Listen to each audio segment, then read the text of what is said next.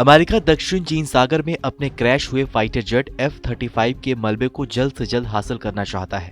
दरअसल अमेरिका की ये कोशिश है कि उसके सबसे एडवांस और आधुनिक माने जाने वाले लड़ाकू विमान F-35 का मलबा किसी भी सूरत में चीन के हाथ न लगे।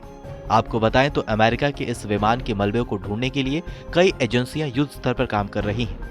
ऐसे में आपके लिए ये जानना भी जरूरी है कि आखिर इस विमान को ढूंढने के लिए अमेरिका इतनी जद्दोजहद क्यों कर रहा है। विशेषज्ञों की माने तो दक्षिण चीन सागर में क्रैश हुआ अमेरिका का ये फाइटर जेट बेहद एडवांस था।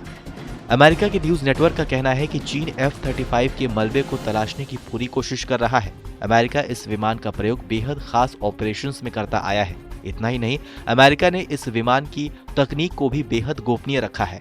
आपको बता दें कि F-35 फाइटर जेट एक सिंगल इंजन वाला स्टिल्थ जेट है। ये दुश्मन के रडार को चकमा दे सकता है। इसका मतलब है कि इसके आसपास होने की जानकारी दुश्मन को नहीं लग सकती है।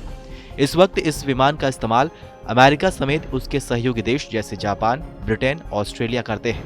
हालांकि यहाँ पर यह जानना भी जरूरी है कि अमेरिका अपने जिस फाइटर जेट को सबसे आधुनिक बताता है वो उस विमान के क्रैश होने की ये दूसरी घटना है।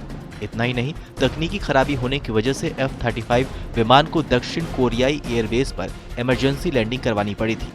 दक्षिण कोरियाई एयरफोर्स के मुताबिक इसके लैंडिंग गियर में आई खराबी की वजह से यह हादसा हुआ था। पिछले वर्ष भी इस विमान में तकनीकी खराबी से जुड़ी करीब 8 घटनाएं सामने आई थी। आपको बताएं तो अमेरिकी जेट F-35 उस वक्त दुर्घटना का शिकार हुआ था जब ये दक्षिण चीन सागर में तैनात USS कार्ल विंसन विमानवाहक युद्धपोत पर उतरने की तैयारी में था। समय रहते हुए विमान के पायलट ने खुद को जेट से अलग कर लिया और बाद में पायलट को समुद्र से ही हेलीकॉप्टर द्वारा सुरक्षित निकाल लिया गया। रविवार को हुए इस हादसे की जानकारी यूएस नेवी ने दी थी। नेवी द्वारा दी गई जानकारी के मुताबिक F-35 सी लाइटिंग 2 कैरियर एयरविंग 2 अमेरिका के विमानवाहक पोत USS कार्ल विंस पर तैनात था और डेली रूटीन फ्लाइट कर रहा था। यूएस नेवी द्वारा बताया गया है कि पायलट की हालत स्थिर है। गौरतलब है कि दक्षिण चीन सागर को लेकर अमेरिका और चीन के बीच जबरदस्त तनाव है। इस क्षेत्र में चीन समेत दूसरे देश भी अपना दावा करते आए हैं। वहीं अमेरिका का कहना है कि ये एक स्वतंत्र क्षेत्र है जिसमें किसी की भी आवाजाही को नहीं रोका जा सकता है। बहरहाल हमारी जानकारी आपको कैसी लगी हमें कमेंट सेक्शन में लिखकर जरूर बताइए। बाकी देश और दुनिया की तमाम बड़ी खबरों के लिए देखते रहिए TV9 भारतवर्ष।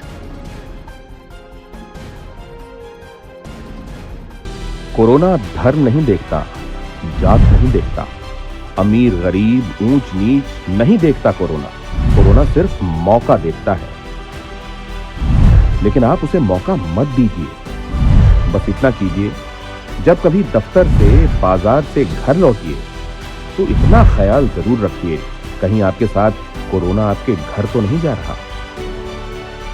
भूलिए मत, कोरोना अभी जिंदा है।